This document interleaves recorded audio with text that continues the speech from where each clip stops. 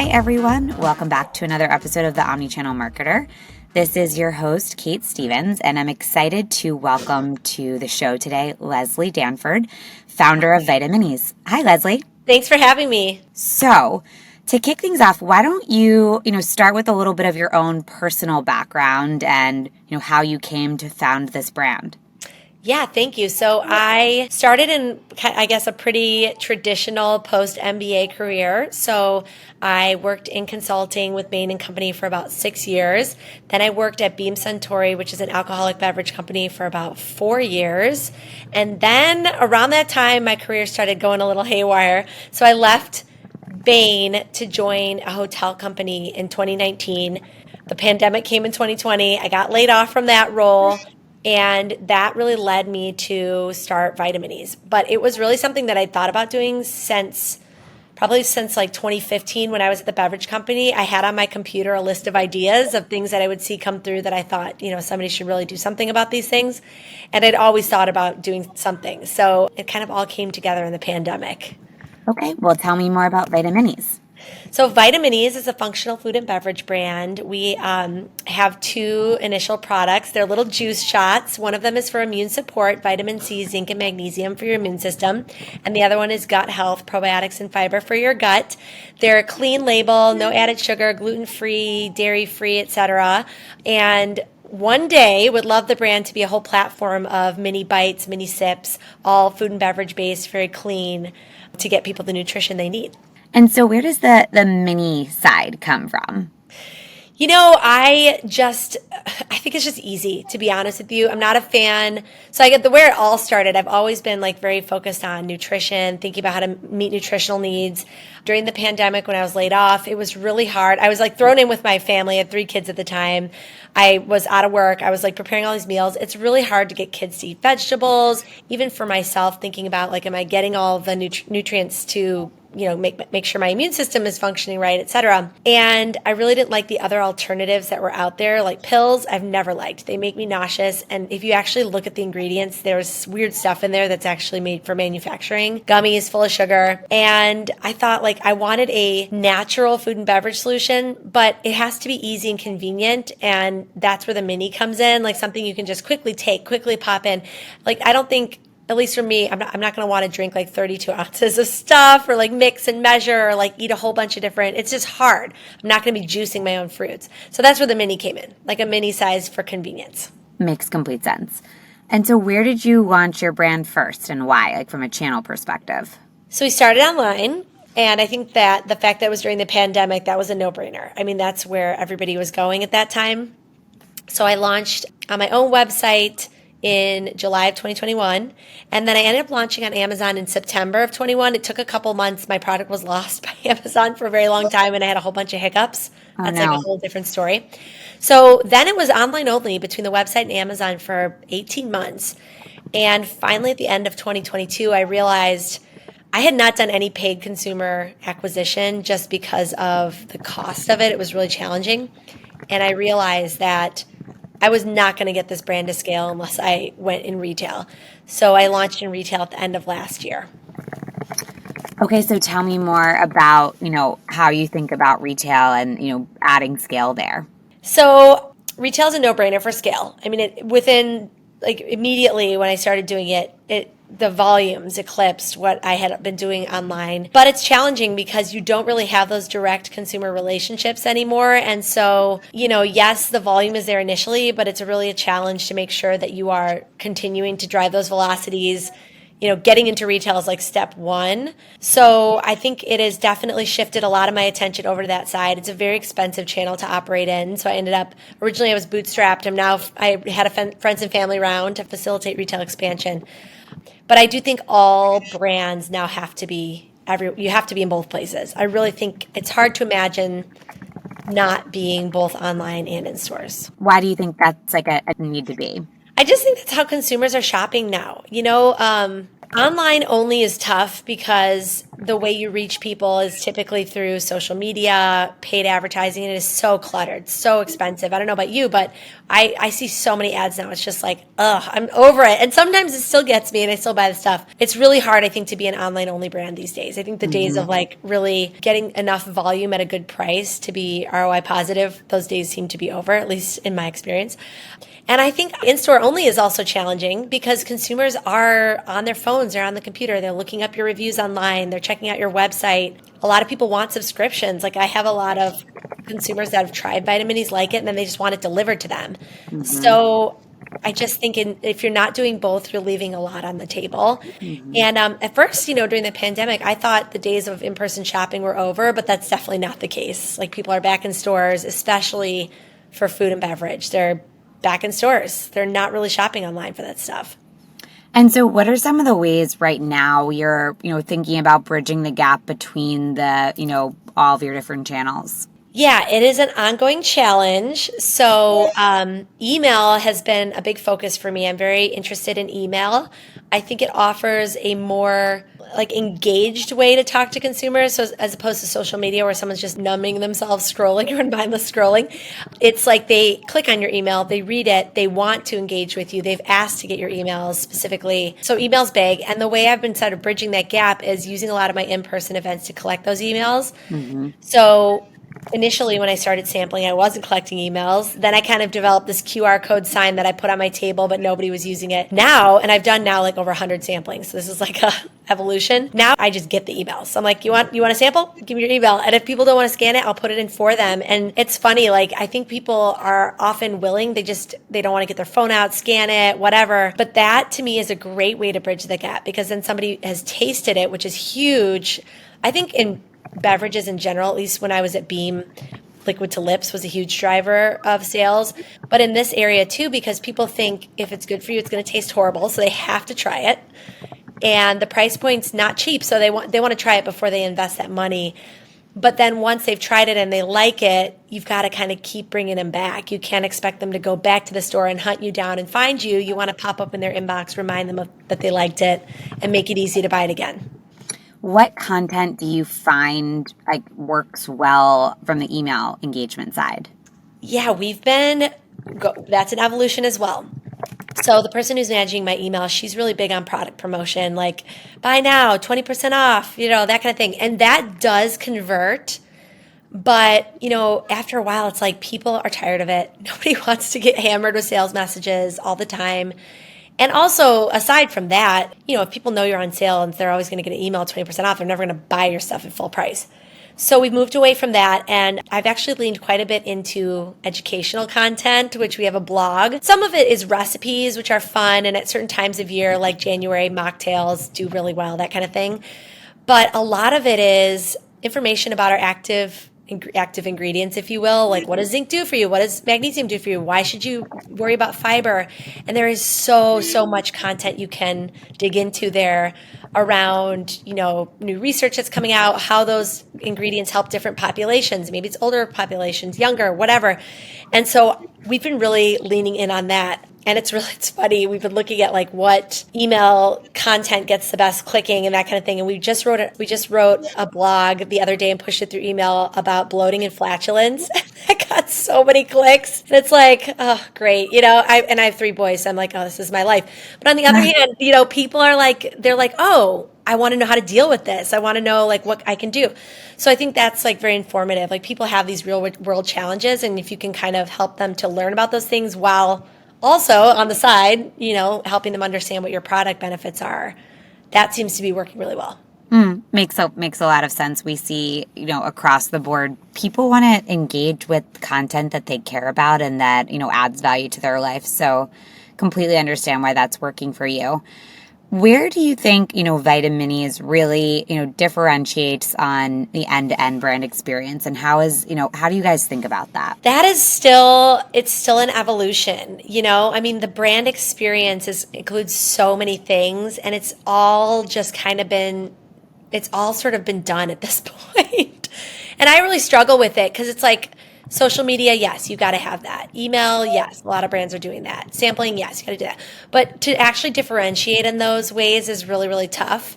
I think one thing that I would like to do a lot more of, and I'm kind of leaning into it right now, so it's something we're working on, thinking about, is how to engage with more functional experts in the space. So think like gut doctors, holistic wellness coaches, nutritionists, where they can kind of engage with the product and offer feedback and also kind of enhance this educational aspect of the brand for people. And then also, build awareness through their own followings. And I'm trying to figure out how to crack that code because social media influencers are very, very difficult. Most of them are like lifestyle influencers, like mommy bloggers, that kind of thing. And that is not what I'm talking about. I'm talking about like more almost like health professionals, and they're not really the ones on TikTok. So where do you find them? How do you leverage them? That's kind of something I'm thinking through right now. What is the main demographic of your customer base, and where do you find that they hang out? Yeah, that is, everything is a work in progress.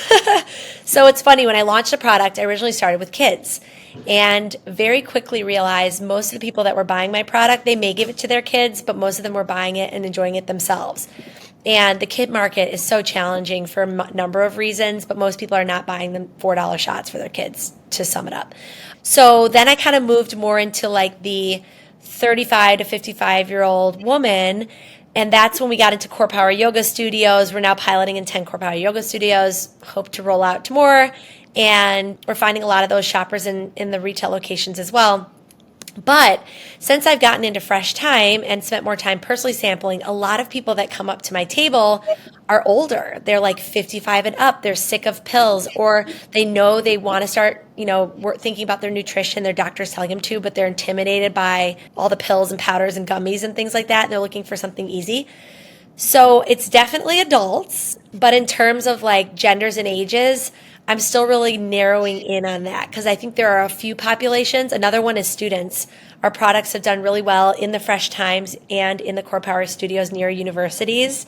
And I've heard from people in those locations that those are the folks buying them. So I just need to figure that out. It's hard. How did you even identify those specific types of retailers? Core Power, Fresh Time. How did you know that those could be a fit for your brand? So I first tried to think about discovery. Like that's how I kind of came to Fresh Time is, when you're a new brand and Vitaminis is not really like anything else on the market. If you were to put Vitaminis at like a very traditional grocery store, like a Walmart, right off the bat, it's going to take a lot to get to people to understand. So I knew I wanted to be in stores where people are discovering new brands, and Natural Grocery is great for that. And Fresh Time happens to be Chicago-based where I'm located. It's a smaller chain, and so that's kind of just, it was a good foothold. As for the Core Power, I've always been a huge Core Power fan. I go there. I've been going there for like 20 years. It's embarrassing. I've been going there for so long. So I just knew that brand because I'm like a user of it, and I know Vitaminis, love Vitaminis. I'm like, these two go together. People that are doing like holistic yoga practices, they're generally people that are thinking about their nutrition and wellness and trying to be more preventive with that kind of stuff. Vitaminis is a great fit there. So honestly, it is just a personal thing, and I'm still feeling out like how is that working? Is there like a good foothold then with fitness that I can build off of? Makes complete sense. And how do you think about, the makeup of your, channels going forward? I would love the brand to be 50-50 online and retail. I don't have like a very, very specific breakdown on that. Obviously, for me, I would love for people to come to my website instead of Amazon because then I know who they are. I can talk to them. I can email them. There's no visibility on Amazon. I don't even know who my subscribers are from Amazon, and they'll say, oh, I'm on a subscription. I'm like, you are? I thought I knew all my subscribers. So that side of things, I would love people to leave my website. But again, I use Amazon. Everyone uses Amazon. It's so convenient. So it's like, whatever, get it where you want to get it. On the retail side, I think there's a great opportunity in grocery for people that are doing their grocery shopping, whether that's like in mass or grocery. But long term, I would love to see Vitaminis in convenience because it is such a great grab and go. It's a great impulse item. Like how amazing if at every, checkout, you didn't just see 5-Hour Energy, you saw Vitaminis. I think that'd be amazing. Yeah, makes complete sense. So I like to ask all of my guests about, a specific topic that they feel either boldly or passionately about. So would love to hear your thoughts on this. just any topic related to like starting a company or? It could be anything. It could be personal. It could be anything. Oh gosh. Well, I don't know, but I would say like on this topic of starting a company, I think when I started, you hear all these cliches about building a business, and I know you have been in this space, so maybe you'll resonate with this. It's like just stick to it, never give up, believe in yourself, blah blah blah. That meant nothing to me when I started Vitaminis. I was like, what is all this kind of cliche, whatever. But now I have a new perspective on it, and I think the part that I didn't understand before is when I heard this before, like never give up, I thought, well, if you don't have a great idea or your business isn't working, you do have to give up. Like it's just not working, right? Like why would you tell someone never give up? But now what I understand is every setback that you come up against is actually a signal of how you should pivot and change. And I probably face every single day something that I could look at and say I should just give up. Like, oh, I got a bad review, or I got rejected by this retailer, or this person doesn't want to invest, or like whatever it is, like literally every day. And early on, I would think like, oh, maybe this isn't a good idea. Like maybe this isn't working. But now I realize like you got to take all those signals and use them as learnings. So I'm lately feeling quite passionate about that. And I love to kind of help other entrepreneurs because I just remember what it felt like in the early days. There's so many obstacles, so much uncertainty, so many naysayers. Literally no one in the early days is going to hear your business idea and say, that's a great idea. You should do it. I mean, maybe they will, but most people are like, oh, I don't know. What about this? What about that? So I just like to like offer that perspective because I think it's hard when you're in those early days to keep that in mind. And honestly, I mean, I'm still in the early days, so it's not like I have it all figured out at this point. What kind of gives you the like conviction to keep going? It's interesting. I would love to say I just have this like just determination and I just am so certain all the time, but it's not true. Like sometimes it can be a variety of factors. Like for example, when I knew I needed to get into retail to get scale, I got rejected by many, many retailers. I actually got rejected by Fresh Time. I applied to Fresh Time at headquarters, got rejected. I kind of networked with a couple of people there. They were like, listen, sorry, can't help you out. Then I ended up going to my local Fresh Time and I had to visit there 6 or 7 times to get the guy to like actually give me a chance in that store. And then I built up from there. So my point is nowhere along that line was I like, oh, this will happen. Like the whole time I was like, I don't know, maybe I'm never going to get it. But I knew I had to figure out something. I knew if I didn't get into retail somehow, this wasn't going to work. I needed the scale. And so it's like so I just was like, okay, what else can I do? What else can I do? So I say that because it's not like, I think it's easy to look at entrepreneurs and think they just know and they're so certain all the time. It's not that. The other thing I was going to say is I'm a solo founder and I put my own money into starting this business. Now I have some friends and family invested. But when you have invested a bunch of your own money into something, you cannot just walk away from it. Like there are definitely times where I literally I wish I could just undo and walk away. This is so hard. This is not working. But you can't. You can't very easily. Like I have to look my husband in the eye and be like, sorry, So that's the other thing is I think like at some point you're in it and you just have to keep trying and trying and trying until all doors are closed and maybe just try one more time. But sometimes it's a little bit more out of necessity than it is like some noble cause. Was there something when you were selling online that, obviously not scale, but just more customer reception that you knew that you had something here? Yes and no. I definitely had many people said that they liked it, but I also had many people give me constructive feedback. So I actually reformulated after my first round because some of the early reviews on Amazon said that the product was sour. So like I had a small batch that people said was sour. So in my next batch, I reformulated it to change the flavor. So, that it was like I was getting both signals. I had some reviews that were like, this is amazing. It's so tasty. My whole family was sick, but I took Vitaminis. I didn't get sick, or like this really helped my IBS symptoms. I get those reviews, but I also get a lot of reviews that are like, this tastes like crap. This is expensive. No, literally. I mean, it's like people are brutal. Yeah. So there were some signals, but again, this comes back to the mindset because you could have looked at that roster of reviews and you could either say, this isn't working, I'm going to give up. Or you could say, maybe I'll just try it a little differently. I'll do something a little more this way, whatever, because both signals were there. Okay. Well, so for everyone listening, is like the message just like, if you believe in something, you actually just have to, it's a roll of the punches because it is freaking hard. I think so. Yeah, I think so. It's like, just get started. put something out there. There's no such thing as perfection. You're going to get smacked in the face a few times. And the cliche thing, I said, everyone says it, but like, don't give up, take those signals, work with them. I think the whole believe in yourself thing to me is more like when you get negativity, learn from it as opposed to taking it personally and reading too much into it. Yeah. I've also heard from people that, I really like that you said, just put something out there, because don't wait too long for it to be perfect to put something out there too. I've heard an expression, like if you're not embarrassed by your first product you put out to market, then you've waited too long. And I think that that's totally right. Like you need that feedback loop. And so, hearing that is something that you've really implemented in your business as well. Definitely. Yeah, for sure. I cringed when I first posted, it's out there, here it is. And like I said, I changed the formula, I changed the packaging, I changed almost everything about, I changed the positioning. I wasn't for kids anymore. I've changed almost everything about that first product. But if I had never put that first product out, then I would be nowhere. Yeah, makes complete sense. Okay, moving to our lightning round. Favorite omnichannel brand? Ooh, on this one, I'm going to have to go with Lululemon. It's a little cheesy, but I love the whole yoga thing. I do love it. What is something you wish you could change about our industry? The consumer packaged goods industry? Mm-hmm.